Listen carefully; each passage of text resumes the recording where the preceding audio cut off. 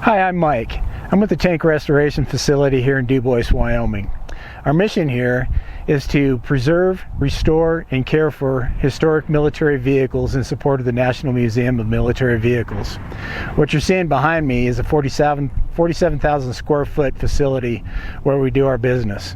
Inside that, we have machine shops, welding shops, maintenance bays, storage facilities, paint and prep. What you can see is we have a lot of big bay doors. We have a total of 11 14 by 18 foot high bay doors to gain access at any point of the shop that we need. In addition to this facility, we have two parade vehicles.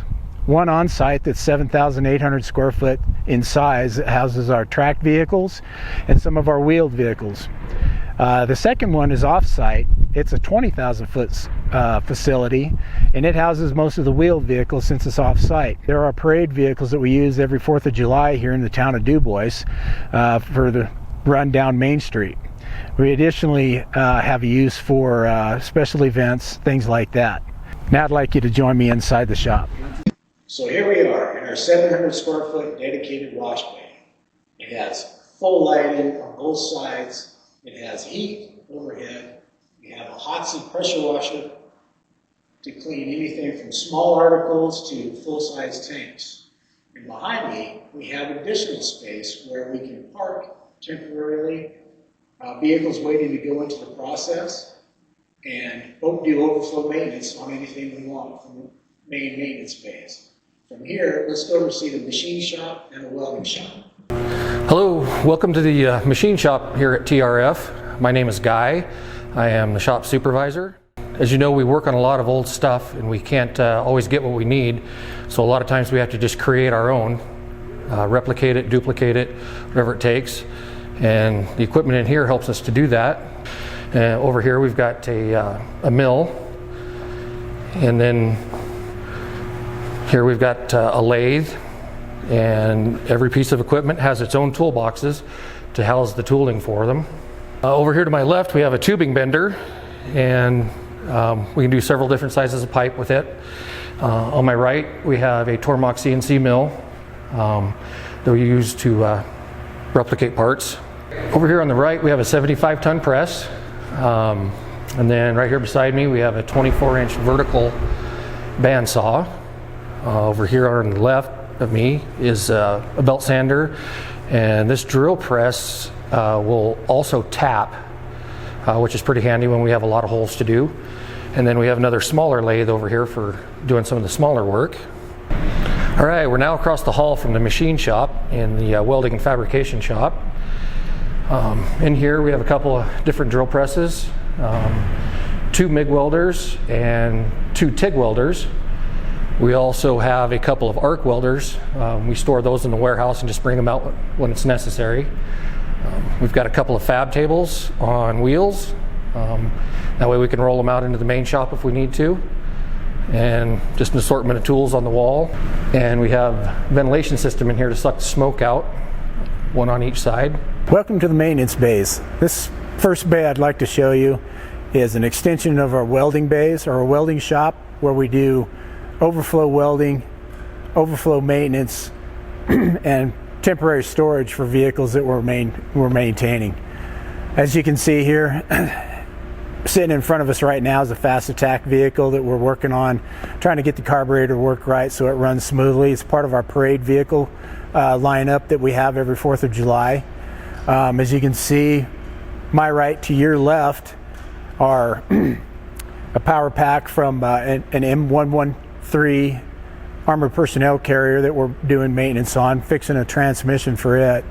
As you can see, we have metal maintenance tables over here that we can work with anywhere in the facility. Next to that is a box brake that we use often in here for building boxes. Beside that is our metal worker that we use often for punching holes, cutting metal, doing all kinds of stuff with that.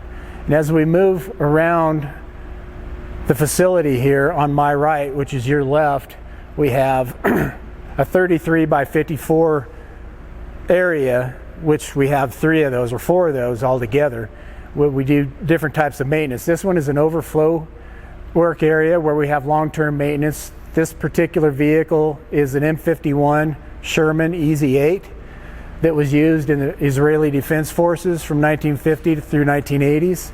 Currently, we're working on the engine in it. We're replacing the engine. It's going back together right now. Hope to have it running fairly soon. This is also part of our parade vehicle lineup. As you can see, we have an M4A2 over here blown apart in many pieces. Each one of these components are going to be broken down and maintained as we go out through the process. This is also going to be one of the future videos that you're going to see in detail as we move through the process as in the coming year. Over here to my left, we have an M36 tank destroyer. All these bays are the same size as I mentioned. This one here is just now starting the maintenance process. We're taking getting ready to take the engine out. We have some of the access doors, things like that, taken off of it right now. It currently has a Russian engine in it that was used later on in its life. We're going to be building that back with the American engine as it came from the factory, and we'll dive more into that as we move along with that particular project. In between, you can see, or on the sides, you can see we have a sandblast cabinet over there on the right. Down here we have our oil catch and reserve holding tanks over here. On our left side over here we have a hot water cleaning facility over there that does a great job on small projects. And as I stand here, above me is a 20-ton crane which spans the whole width and length of this shop, so we can access anything anywhere. We use it for pulling turrets, pulling engines, lifting up vehicles, anything we need it for. Hey, welcome to our storage facility just past the maintenance bays. What we have in here, as you can see, we have a lot of goodies in here related to our restoration projects and others. What you're looking at is about 180 8-foot wide, 12-foot high storage racks that we put our project material on, stuff that has come from paint, stuff that's getting ready to go to paint, little piece parts as we move through the restoration process on all our vehicles. We also have supply bins that are professionally stocked with the company, from nuts and bolts to washers, wire connectors, all kinds of good things in there that we need on a daily basis. We also store in here demilled weapons that go on our parade tanks and our projects that we put in the museum. As you can see behind me, we've got many engines of all types, radials, V8s, V12s, 4 cylinders for Jeeps, a plethora of things. Hello everyone, my name is Dusty, and I'm going to be showing you guys our sandblasting and painting operation here at the restoration shop. So right now I'm standing in front of our blast booth, and as you can see, it's a pretty good size. We have a Sherman tank parked in here just to give you guys a good size comparison. The booth itself is just under 50 feet long, and we have 16 foot by 14 foot doors on each end, roll-up doors. And as you can see on the inside of the booth, we've lined the walls with a 1/4 inch rubber matting to protect the inside of the booth while the sandblasting operation is going on. Another unique feature of our booth is our roll-up doors. They're also made out of rubber, and then they have an inflatable seal at the bottom of the door, so that when the doors are shut, none of the contaminants will get through or underneath the doors. The way the booth functions is we've got vents at the back of the booth, and the air will flow this direction, flows into these louvered doors here. There's a series of filters in behind there, and then that will filter out any contaminants that we have in the booth. And then it goes through there's a suction fan on both sides, and then it sends the air through another series of filters, and then it blows right back into the room here. We load the hopper. It's the blue bin right there. That's where we load all of our grit. We use a coal slag grit, and the reason we use coal slag is because it's safe to use on aluminum skin vehicles, and then we obviously can use it on steel as well. And so we have a pneumatic recovery system, so the grit gets sucked up through a series of pipes and then up into our hopper here, and there's some filtration that goes on up there. And then as it drops into the hopper, it will then fill the pot here, And once the pot is pressurized, it travels, sends the grit down the hose, and the operator can then do his sandblasting inside the booth. We also have a secondary filter system that takes all the fine grit and dust out of the air, goes through another set of filters, and then it exhausts right back into the room here as well. As you can see on this table, we have the blast helmet that the operator wears while he's in here. It fits just like a motorcycle helmet. It provides hearing protection. It also provides a positive pressure filtered air breathing so that you don't get any contaminants up into the hood. The cape that you wear protects the operator's neck and his upper torso. We have a heavy set of gloves that are basically just like a heavy set of welding gloves. And he also has a suit that he'll wear that protects the rest of his body from all the flying grit that happens in the booth. Right next to that, we have a couple pieces here, and this is pretty typical of what stuff will look like when we bring it into the booth. It's generally got a lot of rust, a lot of old paint. And so when we're done blasting in here, it'll look like these two pieces here, what we call a bright metal when it's done. And when we're finished, sometimes we'll discover that we have more damage and it's got to go back into the shop to get more repair. If it doesn't, then we can move it right into the paint booth. So I'm going to pause here just for a second. I want to talk about the Sherman sitting in here, because I know some of you are looking at this and saying something is not right with this tank, and you're not wrong, and you are not mistaken. But what I want to tell you is that we're going to do a future installment and feature this tank, and we're going to go through why this tank looks so different. And I'm going to give you one other hint. We have 3 vehicles that came from the same lot. 2 of them are in the museum, and this one is here. This is one of our parade vehicles, and that's all I'm going to tell you. So be on the lookout for that. All right, guys, we're now going to feature our paint booth.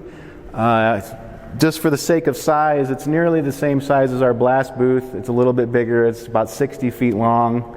The doors, roll-up doors on both ends are the same size, and they also share the same feature of having the inflatable seal at the bottom of the doors so that we don't get contaminants that escape the booth while we're painting in here. So as you can see, we've got some small parts hanging up in here on these racks, and just kind of to give you guys an idea of what all we do in here. Not only will we do the entire tank in here, but we'll do all this, every bolt, nut, washer. And you can see there's some finished product on this table here. These are part of the wiring harnesses for our M4A2 restoration. And then all these parts that are hanging in here are also for that same project. So this booth, it operates kind of the same principle as our blast booth.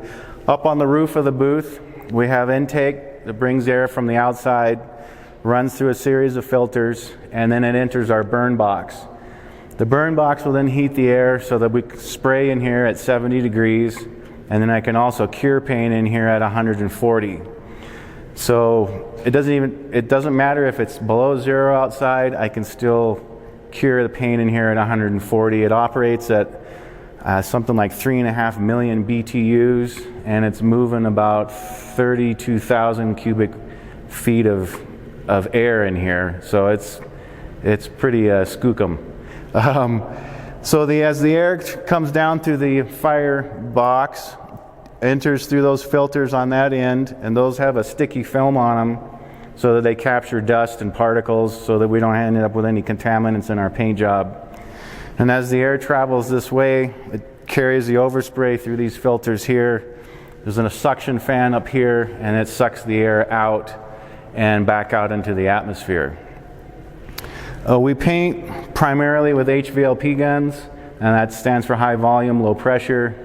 And if you're not familiar with those terms, it basically just means that when you're spraying the paint out of the paint gun, it's at a high volume, low pressure, so when it's hitting the surface, you don't have as much bounce back and overspray. So we waste less product, and it sprays, it's a very efficient spraying process. And so we have gravity feed guns that we can spray on our smaller projects. We have a 5-gallon pressure pot we can use for our larger projects, and that's about it. Thanks for joining us at the Tank Restoration Facility tour. I'd like to thank my guys inside the building that did a fantastic job of explaining some of the ins and outs of what we do in there. Currently, I'm standing inside our parade vehicle building on site. You can see we store a plethora of different types of tanks. They're all parade tanks. They're running. They get out there and move. They don't shoot, but they drive down the road very well. Be sure and come back and visit us as we move through our processes and restoration throughout the year on the projects we've already shown you. In addition to that, we're going to look back on some of the projects we've already completed that are in the museum at this time. Thanks again.